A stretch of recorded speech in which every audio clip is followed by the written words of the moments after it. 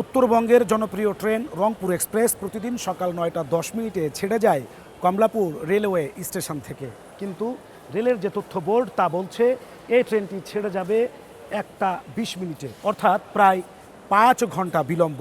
তবুও কখন ছাড়বে তার সুনির্দিষ্ট তথ্য নেই কারো কাছে। এই রুটের যাত্রীরা বলছেন উত্তরবঙ্গের প্রায় প্রতিটি ট্রেনেই এমন দুর্ভোগে পড়তে হয় তাদের। গল্পটি 14 জুনের।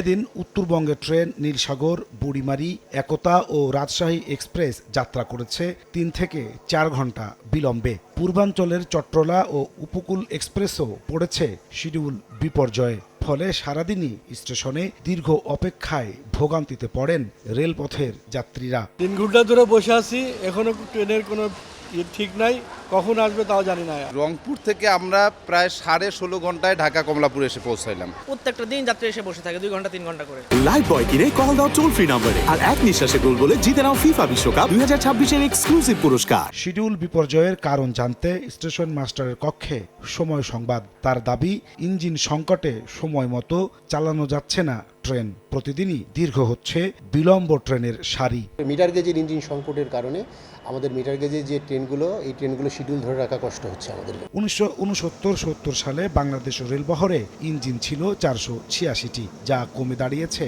265টি। টিকে থাকা ইঞ্জিনগুলোর 66%-ই মেয়াদ পেরিয়ে গেছে বহুদিন আগে। মেকানিকরা বলছেন পুরানো ইঞ্জিন মেরামতের যন্ত্রপাতিও পাওয়া যায় না এখন। ফলে জোড়াতালি দিয়ে চলছে রেল। 50-60 বছর, 30 বছর, 40 বছর এভাবে আছে।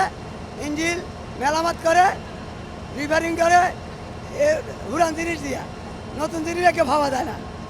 একের লাগা ভাস করতে 50-60 বছরের ইঞ্জিন আছে, এই যে 2300-2400 এটাই জোড়া তারা দিয়ে চালাইতেছে। এমন বাস্তবতায় যোগাযোগ বিশেষজ্ঞরা বলছেন দ্রুত ইঞ্জিন কেনা না হলে হুমকির মুখে পড়বে সার্বিক রেল ব্যবস্থা। বাণিজ্যিকভাবে তো রেল ইতিমধ্যে ক্ষতিগ্রস্ত, সেখানে অর্থনৈতিক ক্ষতির মধ্যে পড়বে, যাত্রী সেবা বিঘ্নিত হবে। সেক্ষেত্রে আসলে পুরো রেল পরিচালনা এটা কিন্তু ভেঙে পড়ার আমি একটা বড় সম্ভাবনা দেখছি। আশার কথা শোনালেন রেল প্রতিমন্ত্রী। জানান 6 মাস থেকে 1 বছরের মধ্যে আসবে 30টি নতুন ইঞ্জিন। পুরোপুরি সংকট কাটতে সময় লাগবে আরও। 30টা লোকোমোটিভ যতটুকু পাইপলাইনে আছে সেটাকে আমাকে ধরে নিতে হবে 6 মাস থেকে 1 বছরের মধ্যে।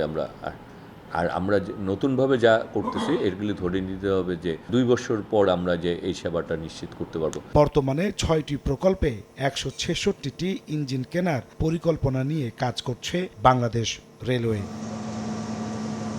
নাজমুস সালেহী, সময় সংবাদ, ঢাকা।